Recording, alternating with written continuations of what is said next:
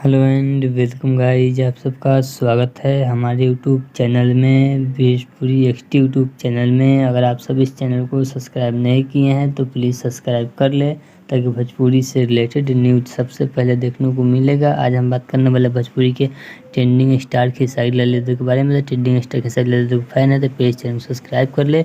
आज बात करने वाले हैं डांस मूवी के रिलेटेड। डांस मूवी का शूट कंप्लीट हो चुका है। डांस मूवी का शूट पूरे 42 दिन लगा है इस मूवी को शूट करने। 42 दिन में भोजपुरी के एक दो मूवी शूट जरूर हो जाता था, लेकिन यह मूवी काफ़ी अच्छा खेसारी लाल को होने वाला पारिवारिक मूवी होने वाला है।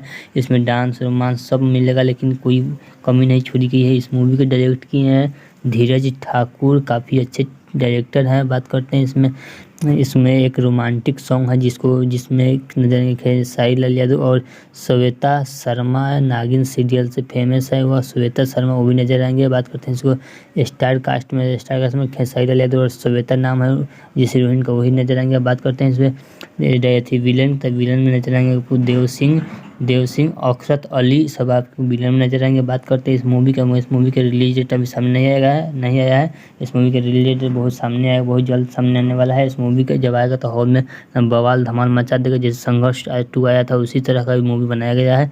चलिए मिलते हैं और न्यू अपडेट के साथ। Okay bye.